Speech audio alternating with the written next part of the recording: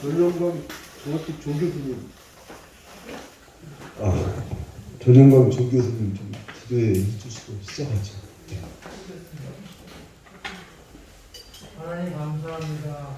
공부하게 주시고 언제나 우리가 하나님의 계획을 우리가 생각하게 하시며 하나님의 계획 속에 하나님이 이루시려는 것을 우리가 함께 지키는 그날까지 하시고 우리가 공헌하며 주님의 뜻안에서 주님과 함께 대화하며 나가시는 친근한 것을 있도록 가르쳐주시고 역사해 주시옵소서. 이리여 주여 생명의 주님 주에서 그리스도의 이름으로 아멘.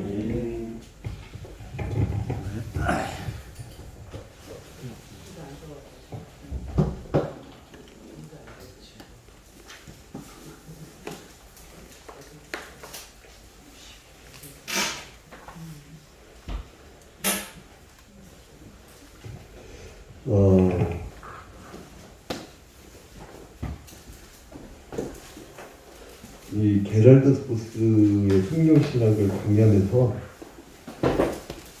이 대가들이 왜 옛날 신학자들 중에 이렇게 대가가 나왔나 했더니 그 당시에는 굉장히 깊게 사고할 수 있었던 환경이 됐던 거예요.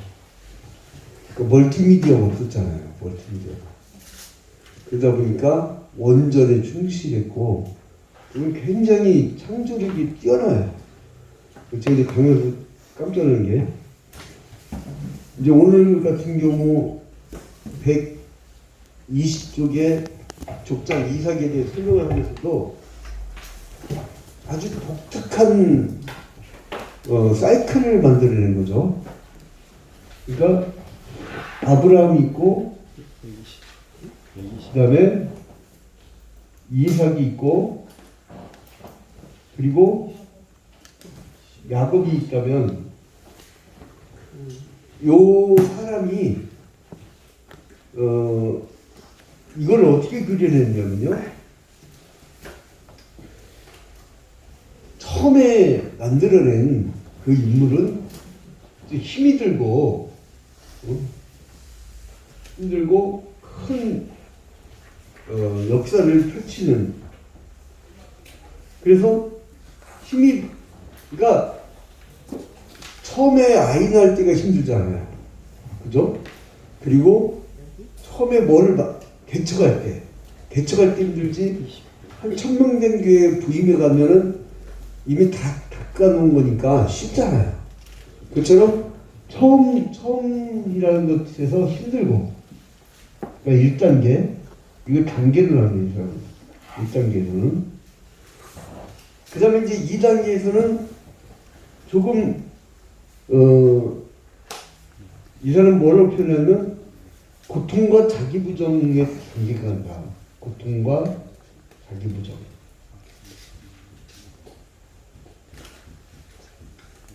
그리고 이제 2단계.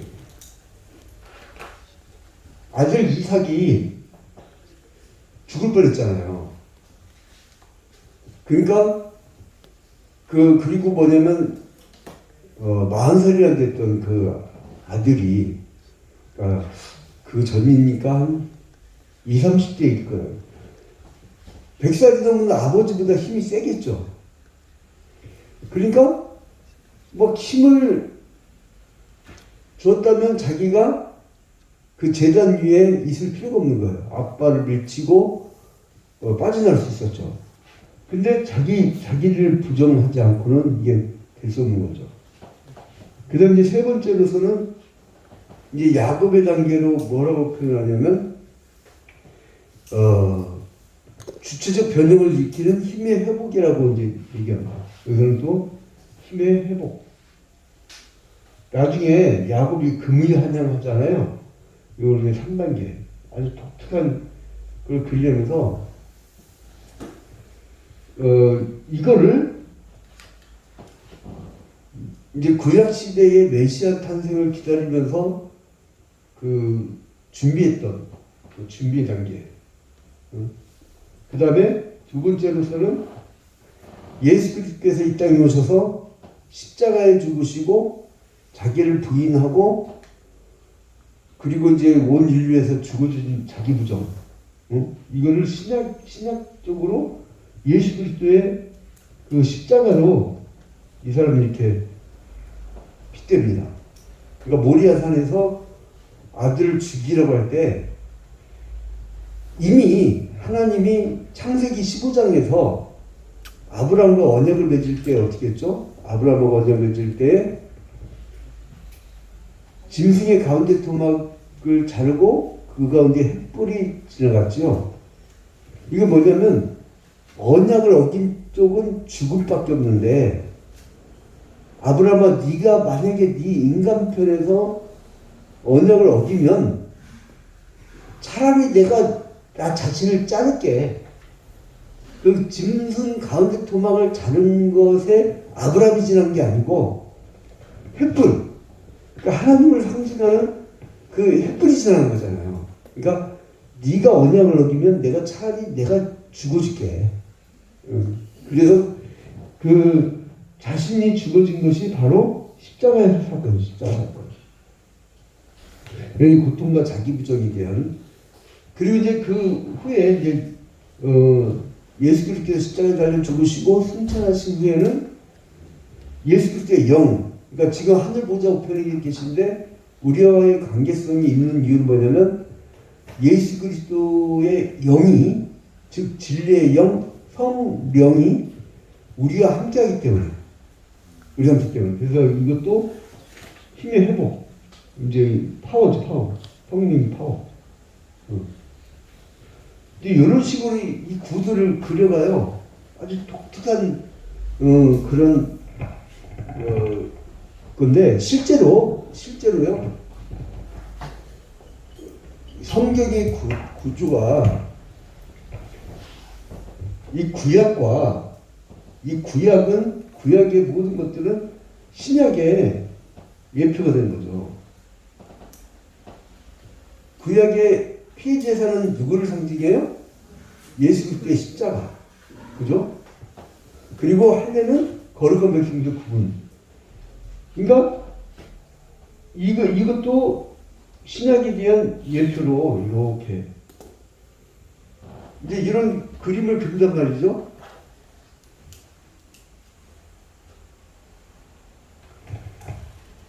그래서 이제 이 아브라함, 이삭, 야곱을 이렇게 나누는 독특한 모습을 보는데 이 이삭의 생애를 보면은 아브라함과 비슷한 게 굉장히 많죠. 그래서 비평주의자들은 우리 개혁주의 신학 말고 비평주의자들은 뭐라고 하냐면 봐라, 나이 많도록 아기가 없었던 것도 비슷하고, 그리고 그러면서 만난 그 위험도 똑같고, 아비멜렉에게 받은 취급도 같고, 그리고 두 아들들의 대조, 즉 아브라함은 이스마엘과 이삭, 그죠? 그 다음에 이삭은 에서와 야곱. 두 이야기도 비슷하다. 이제 이렇게 이 사람들은 주장합니다. 그리고 빛병가들은 뭐라 하냐면은 이거는 한 얘기, 그러니까 원본이 아브라함의 이야기의 원본이라면 이제 요거는 사본으로 이 사람들은 해석을 해요. 그래서 이 이야기가 오히려 이렇게 흘러가는 게 아니라 이 이야기들을 후대 사람들이 마지막 아브라함한테 다 몰아줘가지고 아브라함을 원조식으로 만들어냈다. 이렇게 얘기하는데 벨하우젠이죠. 벨하우젠이라는 사람이 그렇게 주장하죠. 근데 이게 독일 계통의 신학자들은 굉장히 그 이성적 분석을 많이 가해요. 그러다 보니까 믿을 거만 믿어. 그러니까 제가 그때 언제 1999년도경인가 한번 독일 신학을 한번 쭉 분석해 봤었는데 이 불투만이라든가 이런 사람들은 뭐냐면 성경 이야기 속에 신화가 막 붙었다는 거예요. 신화가. 그리고 쓸데없는 인간의 얘기가 붙었다 뭐 이런 식으로 주장을 합니다. 여러분들도 거기에 대해 비판력이 있어야 돼요. 뭐냐면 그래서 성경에서 예수의 말씀만 꼭 뽑는 거야. 그 빨간색으로 표시하는 거. 예수의 말씀만 빨간색으로 표시해갖고 또 뽑는 거야. 그래서 그 예수님의 진짜 말씀이 있고 나중에 사람들이 붙인 게 있고 뭐 이런 식으로 이 사람들은 해석을 합니다. 근데 이제 축자의 영감설, 유기적인 축자의 영감설 주장한 쪽은 성경 전체가 그 내용이 다 전수가 돼야 할 필요가 있어서 하나님 말씀이 아닌 것까지 다 하나님이 간섭하셔서 우리에게 전수해 준 거다. 그러니까 예를 들자면 욥기 같은 경우는 그 욥의 이야기가 있고 천상에서 하나님과 그 사탄과의 대화가 있잖아요. 그러니까 인간의 눈에 보이는 역사고 보이지 않는 역사 이렇게 있으면 그 욥이 얘기하는 거와 또 하나님의 본뜻과 그리고 그 친구들 빌다소바르라든가 이 사람들이 와가지고 한 얘기와 나중에 엘리후가 하는 얘기와 이제 이것이 다 종합적으로 있어야 이게 문학적인 완성품이 되는 거거든요.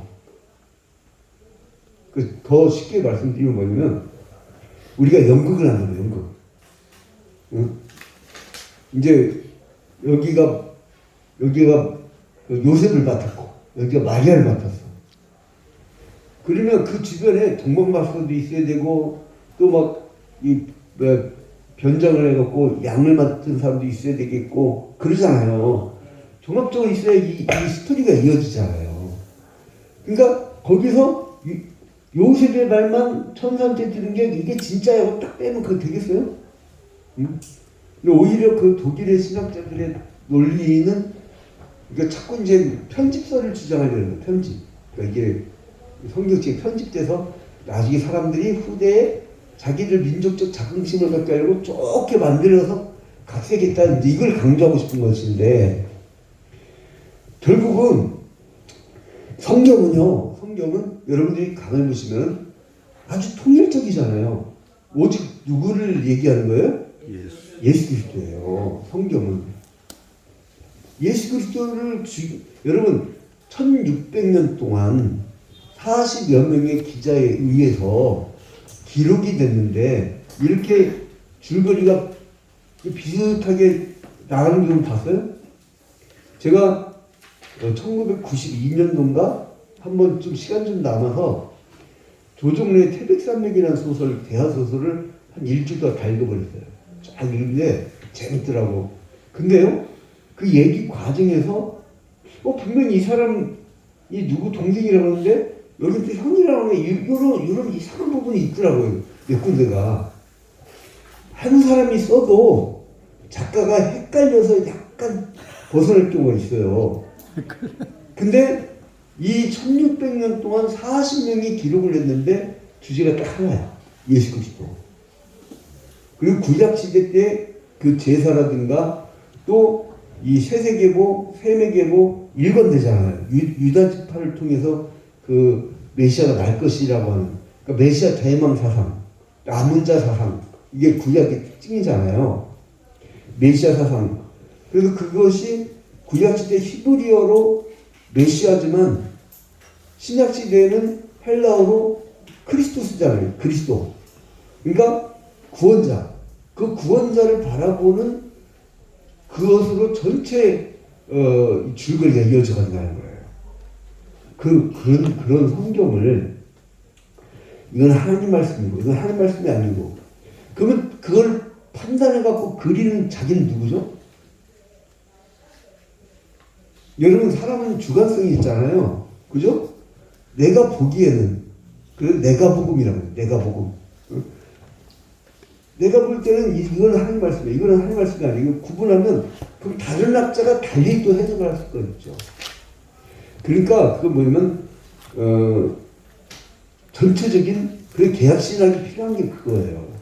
이 계약 신학은 칼빈주의 핵심입니다, 여러분. 계약 신학, 카버너티 디올로지, 계약 신학. 이 계약 신학 이게 사실 언약 신학 이것이 바로 이게 성경 신학이란 말이에요. 그래서 하나님과 우리 사이에 맺었던 그 계약 관계로 우리가 이제 어떻게 그러지 않나 그런 얘기인데, 벨라진 같은 사람이 이런 주장을 할 반면에 딜만이라는 사람이 또 여기에서 반박을 하죠. 여기에서 딜만이라는 사람이 반박을 하는데, 근데 이 당시에 어떻게 이 게럴드 보스가 이런 방대한 신학적 분석을 했는지, 그러니까 이 사람의 특징이 뭐냐면 개혁주의 신학자이면서도 전 세계에 있는 방대한 신학을 거의 섭렵한 능력이 있던 것 같아요. 그러니까 얼마나 연구를 했겠어요. 오늘날 그냥 가볍게 소프트하게 이렇게 공부하는 세대와는 달라요. 그래서 오히려 어떻게 보면 성경신학적인 입장에서 보면 오히려 오늘날 퇴보하는 거 아닌가. 여러분 몽고에 있는 사람들은 시력이 뭐 2.0 넘는다며. 이유가 뭐냐면 늘 멀리 보니까. 근데 우리 뭐예요? 늘 가까이. 스마트폰, 텔레비전, 그러다 보니까 눈이 안 좋아. 멀리 있는 게 잘 안 보여. 그러면 누가 여러분 인간의 능력이 뛰어난 거죠? 여러분 개발. 여기 그거 아시죠? 여기가 유래성에 저희가 유래성의 그 옛날 수도죠. 옛날 수도의 유적지예요.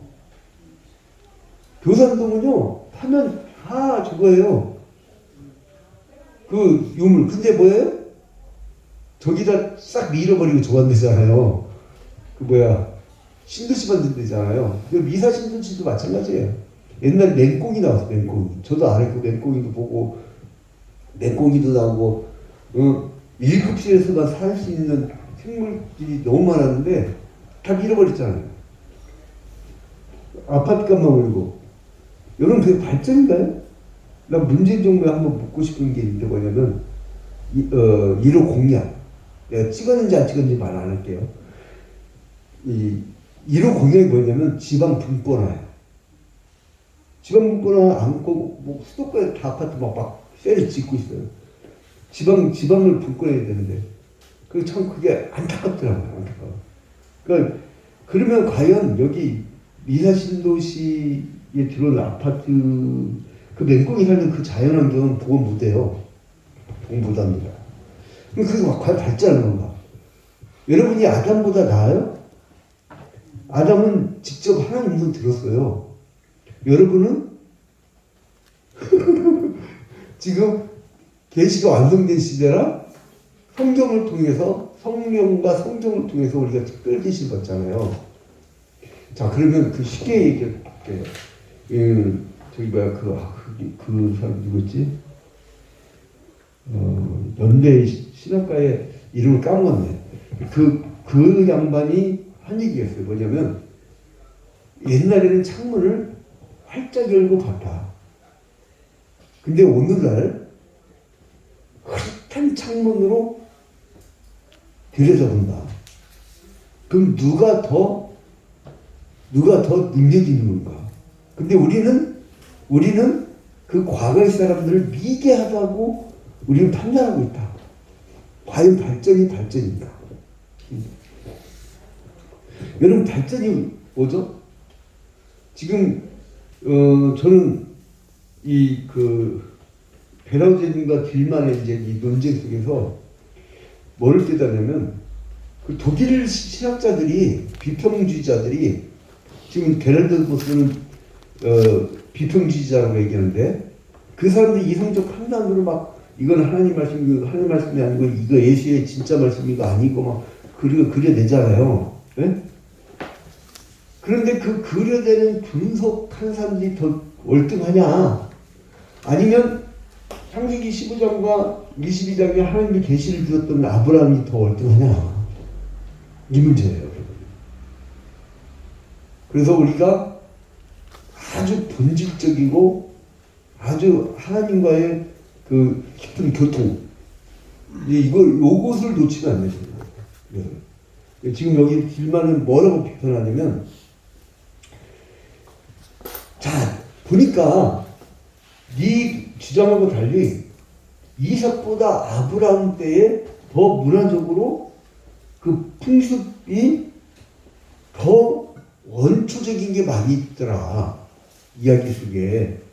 그러므로 베라우전이 주장했듯이 이런 여러 이야기를 모아갖고 마지막 만든 것이 아브라함 게 아니고 실제 아브라함이 먼저다. 근데 우리가 지금 여기는 성경 공부하는 자리가 아니고 성경 연구하는 자리라 이런 신학적인 어떤 대조를 듣고 우리가 비판력이 있어야 돼요. 비판력이. 그래서 독일의 비평주의자들에 대해서 지금 보수가 이렇게 공박하는 것처럼 여러분들도 논리적으로 이제 공박을 할 수가 있어야 되죠. 변증하기 그게 필요한 것이고. 자, 그러면 여기에 대해서 이 이삭에 대해서 이제 2단계 고통과 자기부정이라는 것을 게르로스가 얘기하면서 121쪽에 보면 이삭에 대한 성격이 나와요. 여기에 대해서 이제 행그스텐베르그라고 하죠. 난 이 사람 신학적 잘 모르는데 여기 보스가 얘기하는데 121쪽에 둘, 넷, 여섯, 여덟, 12줄. 행그스텐베르그가 이삭에 대한 성격을 뭐라면 아브라함의 힘 있는 성격은 모방이 비난할 만한 곳에서도 그 아들이 유약한 성격에 영향을 줄 정도로 강했다. 이 뭐 쉽게 얘기하면 아브라함 강했고 이삭은 유약했다. 이건데 근데 이것도 잘못된 것이죠. 잘못된 거죠. 이게 뭐냐면 지난번에 말씀드렸죠. 하나님이 어떤 시대에 일이 필요해서 사람을 부른 거잖아요. 근데 지금 헨스텐베르그라는 사람이 잘못 지적한 게 뭐냐면 이 인물 묘사, 인물이 힘이 있다 없다 요 사람 중심으로 본다는 거예요. 사람 중심으로. 그게 아니란 거죠. 계시는 이 사람에게, 이 힘 있는 사람에게 나오는 것이 아니라 이 인물이 어떤 하나님의 계시가 필요한데 하나님의 계시가 있는데 이 하나님의 계시를 그냥 인물이 수납할 뿐이잖아. 그러니까 하나님이 어떤 계시를 할 때 그 시대에 일이 필요한 거잖아요. 이제 예컨대 이사야 시대 때는 우상 숭배와 그리고 하나님을 떠나가지고 이방을 의지하고 그럴 때 하나님이 경고를 내리잖아요. 그래서 그 계시의 필요성 때문에 이사야를 부른 거잖아요. 그리고 이제 하나님이 셈족을 통한 구원의 계약을 펼치려고 아브라함을 부르신 거예요. 아브라함을. 그죠?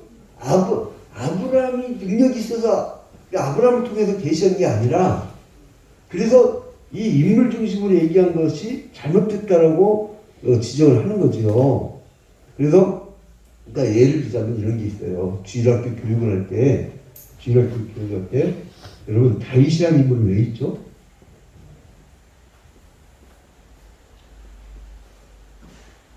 우리는 이미 계약 신학을 통해서 깊이 있게 쭉 봤잖아요. 하나님은 세세계보와 셈족의 계보와 아브라함의 후손과 그리고 그 후손 중에 유다 지파를 택해가지고 이 죄악 많은 세상의 인간들을 구원하시려고 예수 그리스도를 다윗 계보로 준비하셨잖아요. 그럼 이게 거쳐가는 정거장인 거예요. 그죠? 이게 이 맥이 제일 중요한 거죠. 개혁 관계. 그래서 남유다하고 북이스라엘이 분단되었을 때에 남유다에서 아사가 범죄를 했다. 그럼 뭐냐면 다윗의 길로 행하지 아니하고 범죄했으네 이렇게 나와요. 희귀하다. 다윗의 길로 행하였으며 표준. 그러니까 하나님의 예수 그리스도의 계보를 이어지기 위해서 이 유다 지파의 역사에서 다윗의 그 필요성. 그래서 다윗의 길을 행하여라는 건 뭐죠? 다윗은 우리 그때 같이 성경을 찾아봤죠? 자기가 밧세바의 일로 행했다가 범죄했다가 그 이후에 다시는 범죄치 아니하였으며 온전히 행했다는 거죠. 그러니까 온전히 행한 인간의 어떤 표상이 있단 말이에요. 표상. 그러니까 그럼 뭐냐면 이게 하나님의 계시사에서 하나님의 계시의 필요성에 의해서 다윗을 부른 거예요. 근데 주일학교에서 애들한테 가르칠 때 이 인간을 영웅으로 만들어 버리면 주객이 전제되는 거죠. 중요한 건 하나님의 계시잖아요. 하나님 계시사. 근데 이 인간을 영웅으로 만들어 버리면 어떻게 되냐? 다윗은 물맷돌로 골리앗을 넘어뜨렸는데 하나님을 의지하고 나가서 탁 넘어뜨렸다. 여러분 물맷돌 갖고 2만 개한테 던져갖고 여러분 넘어뜨릴 수 있어요? 근데 만약에 못하면 어떻게 되느냐? 만약에 못하면 난 무능력자가 되는 거예요. 무능력자가. 여러분 인간은 신학적으로 전적으로 부패했고 전적으로 타락했고 자기 힘으로는 구원할 수 없는 전적 무능 상태라는 것. 이것이 인간에 대한 기본관이잖아요. 그래서 의 있는 논란이 하나도 없어요. 그게 인간의 기본관인데 인간을 영웅으로 만들면 안 되는 거예요. 성경을 가르치면서. 인간은 어쩔 수 없는 죄인이었기 때문에 예수께서 이 땅에 오실 수밖에 없다는 구조예요. 우리는. 그래서 저는 이런 얘기하면 또 교단 곤란한 자기가 막 직함을 갖고 막 뭐가 된 것처럼 자기를 이렇게 하는 거는 그건 굉장히 비신학적이라고 해요. 종이잖아, 종. 종이 왜 대통령인데? 종이 왜 짱이 되냐고, 짱이. 종인데. 그래서 이 하나님의 구원의 역사를 펼쳐가는 사람들 모두가 이렇게 종이 자세를 갖춰야 되는데 그게 이제 참 안타깝죠. 그 다음에 벨리치가 이런 구도를 보스에게 영감을 줍니다. 벨리치라는 사람. 벨리치 주석책 갖고 계시죠? 이제 요걸 따가지고 보스가 뭐라고 하냐면 121쪽에 제일 밑에 문단을 보면 벨리치가 이렇게 얘기했다고 그래요. 이삭은 세 족장 중에서 가운데 인물이다. 그러니까 이 세 족장 중에서 아브람, 이삭, 야곱 중에 가운데 인물이다. 이삭. 그런 이유로 활동적이기보다 수동적이고 부차적인 성격을 줍니다. 그래서 활동적이기보다는 부차적이고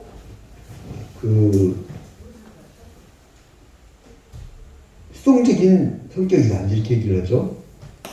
그러니까 아버지가 모리아산 끌고 와서 묶어도 가만히 있는 그런 수동적인. 그래서 그 역사적인 과정은 되게 다음과 같은 원칙을 잘 얘기해 준다. 즉 가운데는 처음보다 약하고, 가운데는 이삭은 아브람보다 약하고, 그죠? 이제 이 교재 강해를 해주는. 그다음에 그 율동적 활동에서 그 인물은 긴 둘 중에서 짧은 것에 역할을 한다. 이제 긴 이야기 속에 가운데 이제 짧은 이야기로 마무리된다 이거죠. 그래서 이 원리를 이거를 구속사적으로 이제 해석하는 거죠. 처음에는 뭐예요? 처음에 뭘 만들 때 여러분 교회가 개척교회가 힘들어요? 천명 되는 교회가 힘들어요? 처음 개척할 때가 이번에 군산 안디옥교회 김 목사님이 은퇴를 했어요. 5월 1일 날 원로 목사 추대를 하는데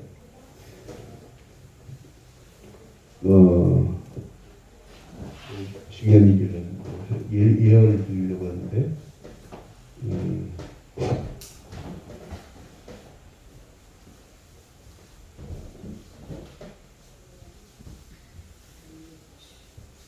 예언을 드리려다 좀 놓쳤어요. 아무튼 족장사를 구속사의 전형적인 부분으로 만들려고. 그러니까 이 지금 델리치의 영감을 받아갖고 보스가 어떻게 얘기하냐면 이 구약 시대의 아브람, 이삭, 야곱의 이야기를 처음에 개척할 때 힘들고 그 얘기하려고 했구나. 군산 안디옥교회 목사님이 뭐라 그러면 진짜 목사는 교회를 개척해 본 사람이어야 된다. 명언하더라고요. 개척을 해봐야 한 교회를 세울 때에 그 피눈물 나는 과정과 개척을 해봐야 그 한 교회를 세우기까지 영적 전쟁, 엄청난 방해들, 그걸 뚫고 이겨나는 그 어떤 생명력, 그거를 경험할 수 있다. 이렇게 말을 하더라고요. 그러니까 처음 단계는 어때요? 힘들어요. 그죠? 처음 단계는 힘들어요. 그래서 개척교회는 힘들고, 지금 예를 들어 한 1000명 교회에 후임으로는 아무래도 편하죠. 활동비도 나오고 도둑이 나오고 안락하게 좀 할 수가 있죠. 그런데 거기 위험성은 그러다 보면 사람들이 헝그리 정신이 없어져갖고 점점 좀 교회가 쇠락할 수도 있고. 그래서 이제 그분은 교회 개척을 해본 사람만이 계좌라고 이런 식으로 했는데 너무 또 그건 극단적이기도 하지만 아무튼 힘이 들지만은 큰 결과를 얻어낼 수 있는 게 아브라함. 구약 시대의 이들의 인물을 신약 시대로 접목시키면서 이삭이 모리아산으로 갔을 때 네 아들을 바쳐라. 이 심정은요 하나님의 심정이 투영입니다. 그거를 심리학적으로 말하면은 투사라고 투사. 그러니까 아버지한테 엄청난 고통을 받고 자란 아이들은요 누가 아버지 역할을 하려고 하면 치받아버려요. 그러니까 교회 와서 괜히 막 이유도 없이 담임 목사 치받고 또 뭐 권사님 치받고 이런 사람들 있잖아요. 구역장 치받고. 근데 그거는 다 어렸을 때 자기가 투사하는 인간성이 있는 거예요. 거기에 대한 바람이기 때문에 그 부분을 취해주면 그게 또 없어져요. 이제 그렇게 이제 얘기하기 투사인데, 자 이제 그래서 이삭이 모습을 이제 예수 그리스도를 빗대는 거죠. 그러면 어떻게 되냐? 이삭이 그 모리아산으로 하나님이 아브라함에게 네 아들을 죽여라 했을 때 그 심정은 하나님의 심정에 투사한 거죠. 내가 니들을 창조했고 니들을 내 형상대로 만들어놨는데 니들이 나와의 약속을 어기고 치받느냐. 그래서 내가 언약을 어길 때는 차라리 내가 나를 쪼개서 죽어줄게. 그 아들을 주는 그 아픔. 여러분, 자기 자식이 다른 사람을 위해서 죽어줘야 된다고 하면, 정의란 무엇인가는 측에서 그 얘기를 하던 말이에요. 이제 뭐 기차 가고 있는데 이쪽에는 수십 명 있고 이쪽에는 장애인은 한 명 있는데 어딜 택하느냐 이쪽으로 가면 여기 다 죽고 이쪽으로 뭐 그런 선택의 길로 막 그런 예언들이 나와요. 근데 잘났건 못났건 간에 내 자식이 다른 사람을 죽어야 된다고 하면 죽게 뜨겠냐고요. 주기철 목사님의 어머니는 아주 독특하죠. 네가 죽어야 한국교회가 산다고. 거기서 순교당하라고 차라리.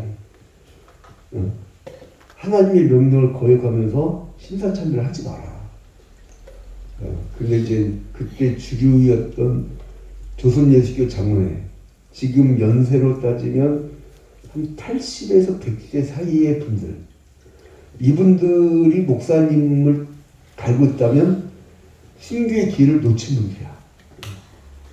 그래서 일제시대 때 적당히 탈변이니까 자유당 때도 그렇고 나중에 공화당 때도 그렇고 그렇게 이제 그렇게 사는 거죠. 그 스타일, 인간 사람 스타일이 이렇게 만들어지는 건데, 주기철 목사님 같은 경우는 그 어머니, 근데 여러분 그 어머니 대단한 거 신앙심이 그만큼 뜨겁다는 거예요. 근데 만약에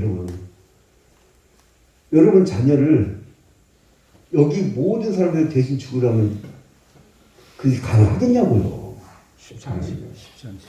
그 하나님의 심정은 이루 말할 수 이 사랑은요, 우리를 얼마나 사랑하시는지, 그 하나님이 세상을 이처럼 사랑하세요. 이처럼 사랑하세요. 그리고 뭘 주셨으니? 독생자를 주셨으니. 그러니까 하나님이 아브라함에게 명령한 게, 이삭에게 아브라함이 명령한 게 뭐냐면 네 독자를 죽여라. 그러면 뭐를 바라시겠어요? 니들이 언약을 어기고 죄를 진 네 인간 군상들아, 내 심령을 알겠느냐? 언약을 니들이 어기면 내가 쪼개서 죽어버린다고 했지 않냐? 내 아들이. 너도 네 아들 한번 바쳐봐. 야, 바쳐봐. 근데 이 아브라함은 참 대단해요. 진짜 바치려고 갔어. 응? 강하죠? 그 힘든 과정을 거치죠? 잡아 딱 죽이려고 할 때, 그때 이미 그는 하나님의 사랑의 경지를 그는 이해하게 되는 거죠. 그 깊은 단계까지 가는 거죠. 그래서 마지막에 그 여호와의 사자가 이런 말 하잖아요. 네가 너의 독자 아들이라도 아끼지 아니하였으므로 내가 너에게 큰 복을 주겠다. 그러니까 교회를 위하여, 복음을 위하여 희생, 봉사, 헌신한 사람들은 하나님이 그에게 그에 응당한 복을 주시는 거예요. 그 응당을 생각지도 못한.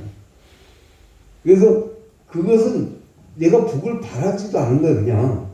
그냥 자기가 아들을 줄 정도의 그 사랑만 표현한 건데, 하나님이 내가 네 독자 아들이라도 아끼지 아니하였으므로 내가 너에게 큰 복을 주어. 이거 순서가 복 달는 게 아니고 그냥 하나님의 사랑에 대한 이해와 하나님의 그 큰 사랑을 안고 살아가면 하나님이 그에게 나중에 보상으로 복을 주시는 거죠. 이 순서가 그렇게 되는 거죠. 누가 그러더라고요.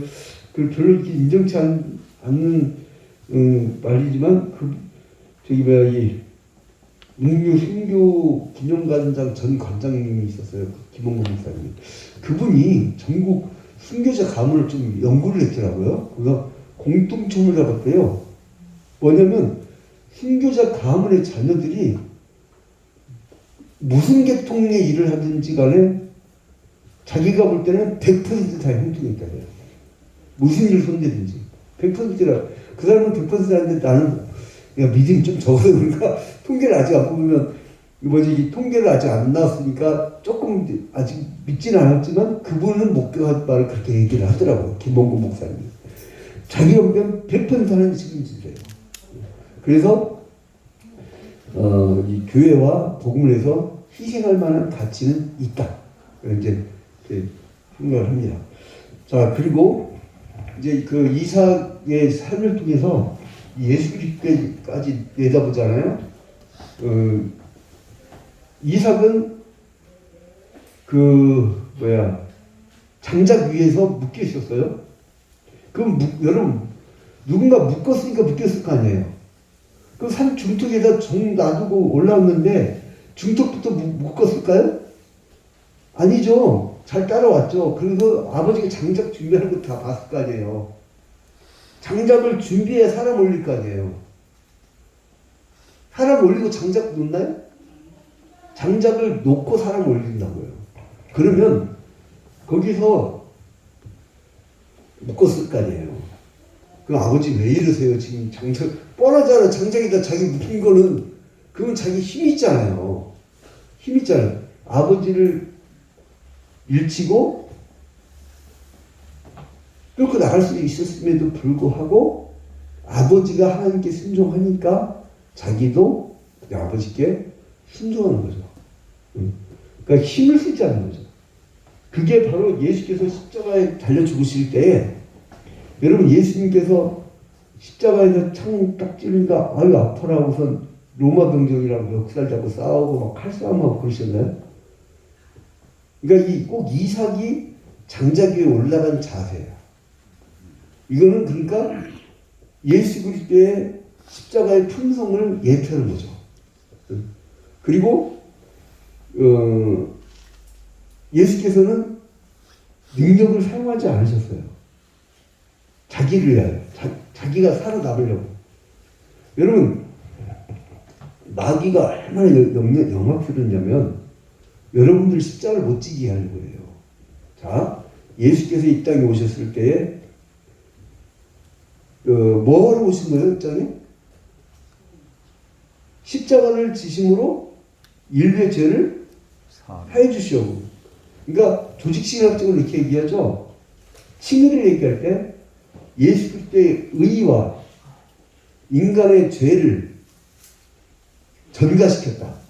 맞교환했다. 교환했다. 그래서 그의 의가 그러니까 우리는 타자의 의롭다움을 받은 거예요. 그러니까 우리의 죄가 예수 그리스도께 전가되어지고 예수 그리스도의 의가 나한테 들어온 거죠. 나를 의롭다 칭해준 거죠. 근데 아무튼 이제 중요한 얘기가 뭐냐면 자기를 위한 타워, 그러니까 십자가상에 그러니까 십자가를 지시러 이 땅에 오셨어요. 그럼 마귀가 최고의 전략 뭐예요? 십자가를 안 지게 하는 전략이잖아요. 그래서 광야의 시험 3가지가 그거예요. 십자가 못 지게 하는 거예요. 첫 번째 돌을 떡덩이가 되게 하라. 예? 그 뭐예요? 첫 번째 아담이 뭘로 졌어요? 범직도 하고 먹음직도 한 이 먹는 문제, 탐욕, 선악을 알게 한 나무식을 따먹지 말라고 하는 법은요 2가지 요구가 있어요. 이건 조직신학 조금만 들었다 나올게요. 지금 우리 성경시 상가인데 법은 2가지가 있어요. 긍정적 요구가 있고요. 또 하나는 부정적 요구가 있어요.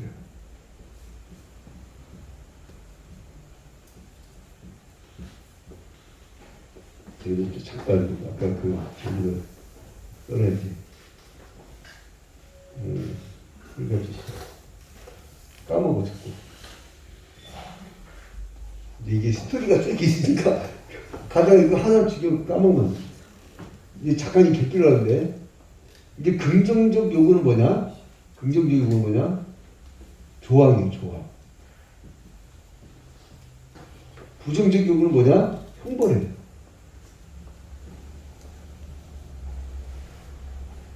웨스트민스터 신학교에서 이제 가르치는 스타일의 내용인데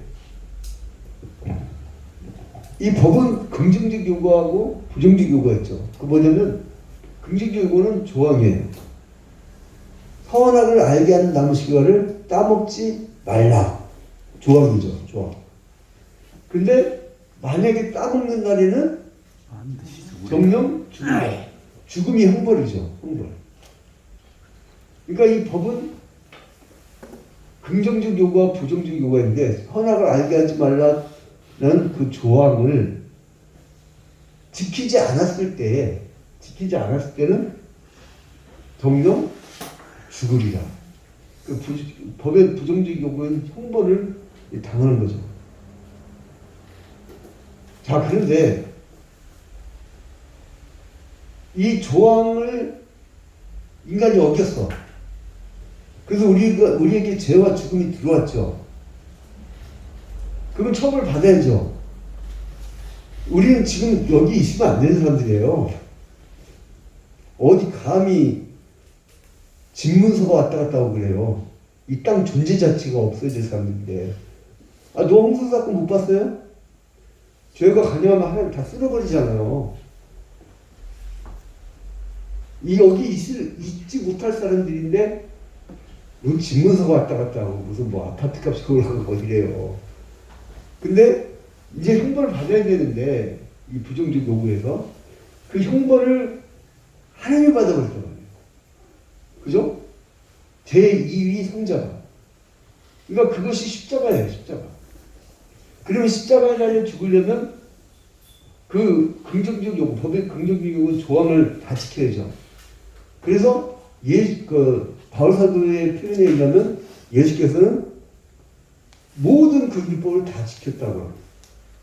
그리고 절차에 따라서 난지 8일 만에 할례도 받고. 그 예수께서는 그리스도 이성, 즉 신성을 갖고 있었지만 인성도 갖고 있었고 그 인간 자체가 됐음에도 불구하고 율법을 완벽히 지켜낸 존재로서 이제 이 긍정적 요구를 다 수용한 거죠. 부정적 요구가. 이걸 뭐라고 하냐면 나중에 율법을 완성했다는 겁니다. 여러분 율법을 폐한 게 아닙니다. 율법을 완성하신 거예요. 율법 자체는 선한 겁니다. 지금 만약에 예수 그리스도 탄생 전에 우리가 구약시대에 태어났다면 반드시 다 지켜야 되는 거예요. 이제 그런 그래서 그러니까 예수께서 이 십자가에 달려 죽는 그 처벌, 그 처벌을 십자가의 처벌을 받아야 되는데 마귀는 영악스러웠고 뭘 하려고 하느냐? 십자가 못 지게 하려고. 첫 번째 아담은 먹는 문제에 실패하고 저 긍정적 요구에 실패했잖아요. 첫 번째 아담은 이 긍정적 요구에 실패했지만 이 첫 번째 아담의 문제를 해결하려면 대표로 이 한 사람이 범죄로 말미암아 모든 사람이 다 죄를 지었나니라고 하는 그 첫 번째 아담의 전가가 있었다고 하면 누군가 대표로 이 문제를 해결해야 된단 말이에요. 그죠? 누군가 대표로 해결을 해줘야 돼요. 그래서 이 부정적 요구인 형벌을 받아줘야 돼요. 대표로 누군가. 그 마지막 아담이 형벌 받아주는데 그분이 오신 이유는 뭐냐? 십자가 지려고. 이 마귀 영악스럽습니다. 여러분 뭐가 약한지 알아요? 응? 돈이 약한지 이성이 약한지 응? 뭐 취미 약한지 다 압니다. 그러니까 예수께서 십자가 지는 꼴을 못 보니까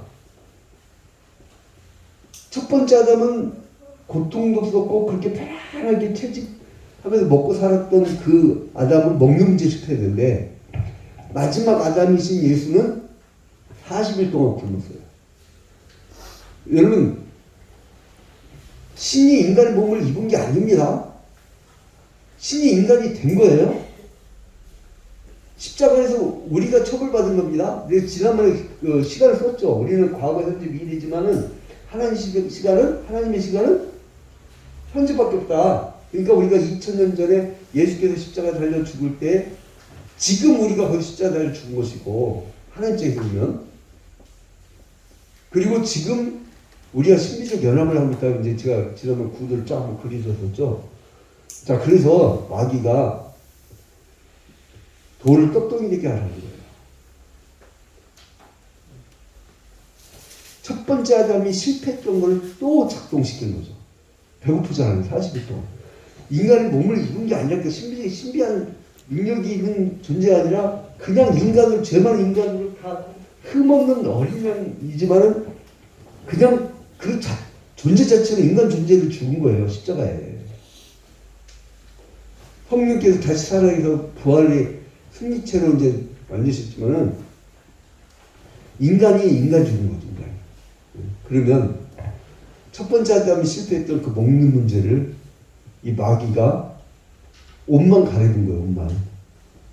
에덴 동산에서는 뱀의 옷을, 또 애굽 당시에는 뭐예요?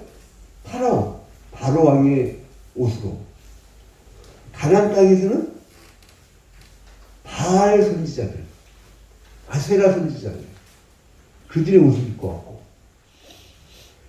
그리고 예수 당시에는 로마 황제의 또 혹은 그 총독의 그 옷을 입고 오고, 그 항상 옷을 바꿔 입고 오는데, 이때 요구는 첫 번째 아담이 실패했던 것을 또 실패시키는 거예요. 두 번째는 뭐예요? 높은 거 뛰어내려보라.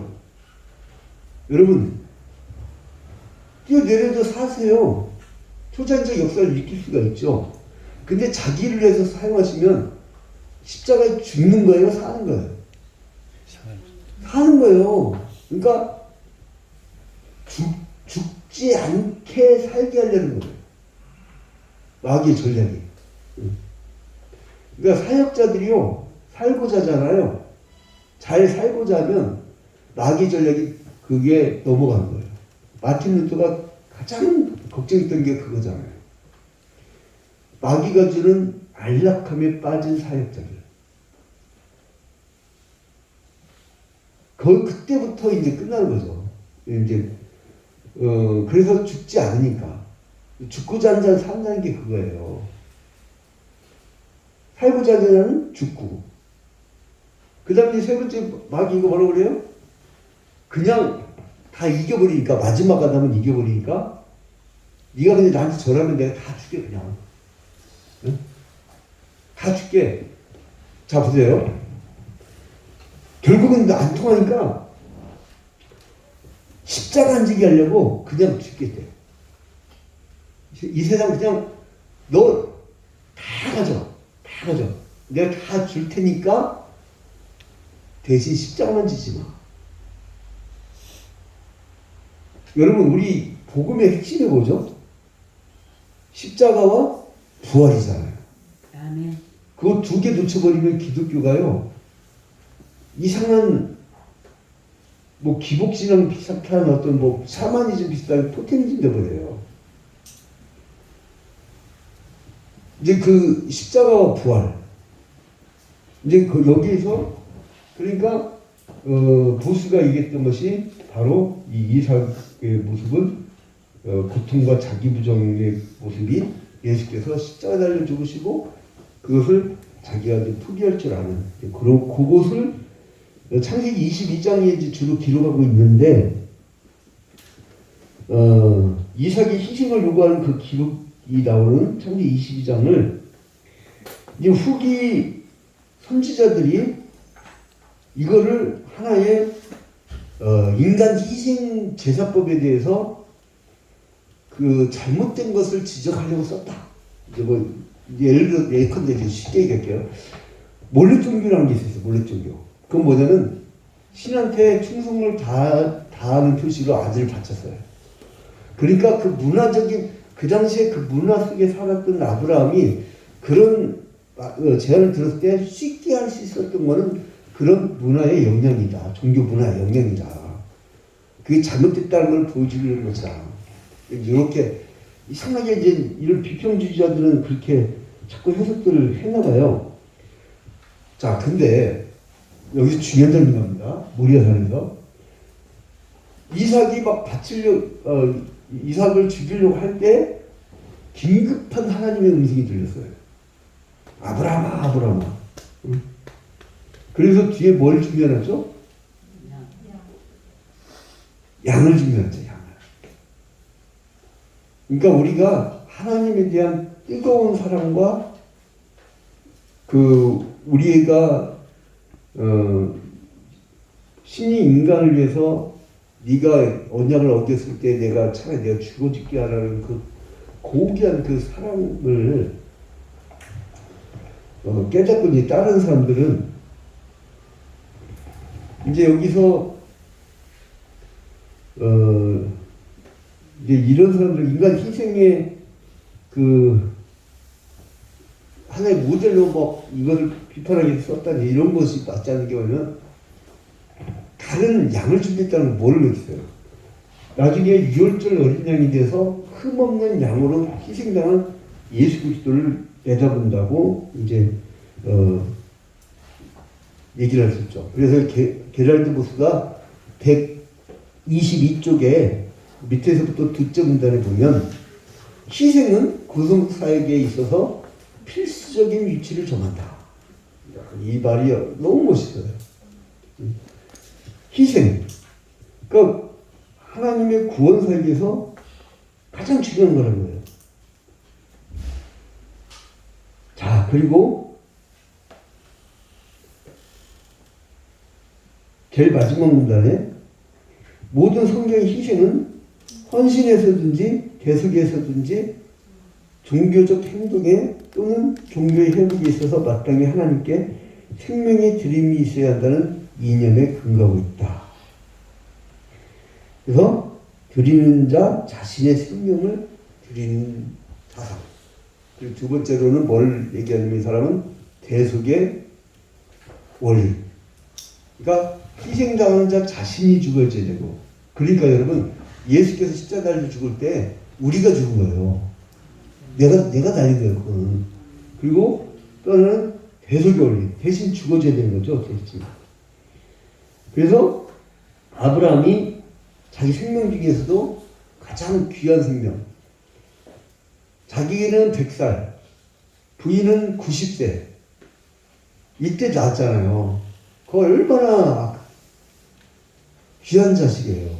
그 귀한 자식을 갑자기 바치러 가니까 이건 말도 안 되는 거죠. 그런데 하나님은 그 희생 뒤에 그 숯불에 걸린 양 한 마리를 준비했던 거예요. 그 후에 이제 아브라함은 한번 그 고비를 거치면서 그는 되는 게 뭐밖에 없어요. 오직 주님의 사랑과 오직 주님의 은혜만 생각할 거 아니에요. 응?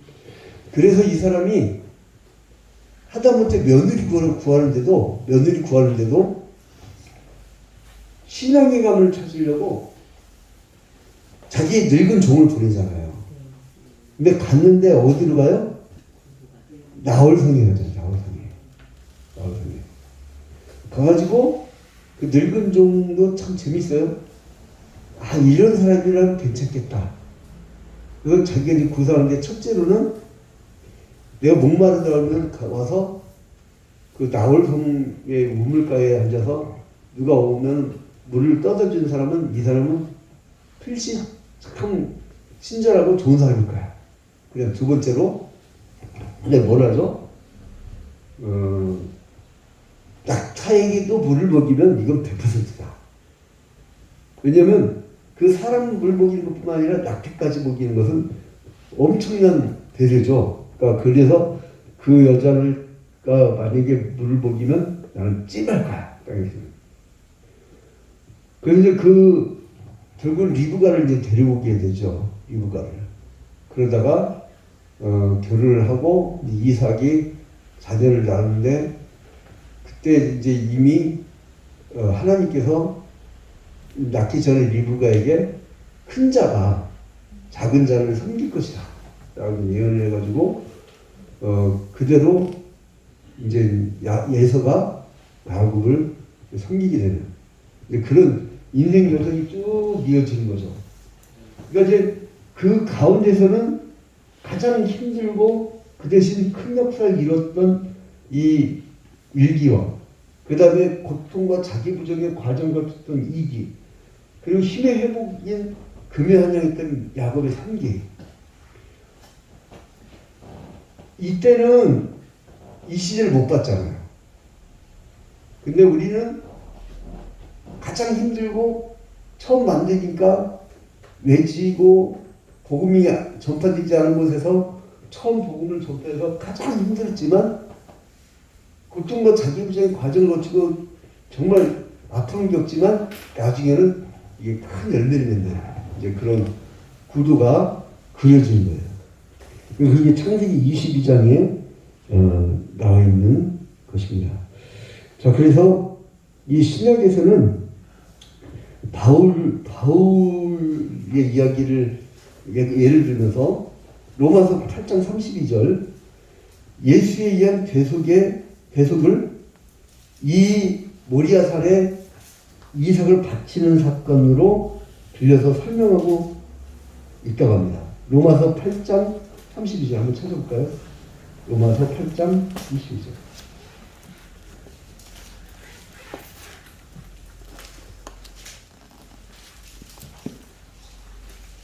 로마서 8장 32절.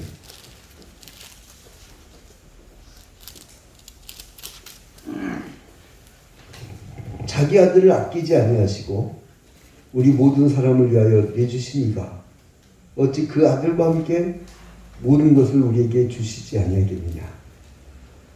누가 능히 하나님께 택하신 자들을 고발하리요. 의롭다 하신 이는 하나님이시니 누가 정죄하리요. 죽으실 뿐 아니라 다시 살아나신 이는 예수 그리스도 예수시니 그는 하나님 편에 계신 자요 우리를 위하여 간구하시는 자십니다. 그러니까 자기 아들을 아끼지 아니하시고 이 아브라함도 하나님의 사랑의 그 반응으로 자기 자식을 아끼지 아니하고 그리고 이제 신약 시대 넘으면 우리 하나님도 모든 사람을 위하여 자기 아들을 내어주시는. 그러니까 이 여기서 우리가 뽑을 수 있던 게 뭐였어요? 이게 첫 번째 생명의 드림. 생명의 드림. 그 두 번째 대속의 죽음. 여기서는 이삭 사건 때 양이 죽었죠. 이 두 개념에서 여기에 발견되는 거죠. 여기서 이삭 사건인가? 그 발견된 것을 바울은 로마서 8장 32절에서 신약 시대로 접목을 시키면서 자기 아들을 아끼지 아니하시고 우리 모든 사람을 위하여 내주시니가 어찌 그 아들과 함께 모든 것을 우리에게 주시지 아니하겠느냐 이렇게 얘기한 겁니다. 자, 그런데 이 모리아산이었잖아요. 모리아산. 이 모리아 땅에 어떤 산이 그 예루살렘 성전의 희생 의식 장소와 연관된다라고 보수는 이야기를 하고 있습니다. 그러니까 이 구약의 이 희생의 제사와 자기 아들을 드린 것 이것은 신약 시대의 표상이다. 이렇게 정리를 할 수가 있습니다. 오늘 조금 일찍 끝나도 되겠죠, 우리 국장님? 오늘 좀 일찍 끝나고 아니면 좀 더 질문 있으면 질문을 받고 하죠. 오늘 약간 일찍 끝나서 한 5분 정도. 그리고 질문 받겠습니다. 한 5분.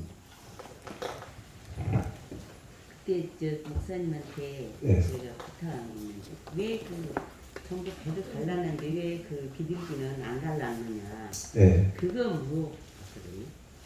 궁금해서 제가. 저도 찾아봤는데요. 네. 설명이 없어요. 아 예. 설명이 없어갖고 없는 걸 제가 거긴 잘 모르겠네요. 그러니까요. 그 주경신학자들한테 물어보든지 네. 거기는 제가 잘 모르겠어요. 저도 아무리 봐도 그게. 네. 네 알았습니다. 너무 깊으셔갖고 혹시 또 질문 없으시면 오늘 일찍 끝나죠. 우리 마지막 조 교수님 김성대 목사님 기대해 주시고 마치겠습니다. 하나님 감사합니다. 이렇게 성경을 저희가 다르게 연구하는 시간을 허락해 주시고 이 모든 과정 하나님께서 통치해 주시면 감사합니다. 우리 선지자님들 한 사람 한 사람 곤비치 않게 하여 주시옵시고 정권, 신권, 인권, 물권 충만하게 채워주셔서 하나님의 사명을 감당할 수 있도록 함께하여 주시옵소서. 모든 크신 은혜에 감사드리오며 예수님의 은혜로 예수님의 이름으로 기도드리옵나이다. 아멘. 감사합니다.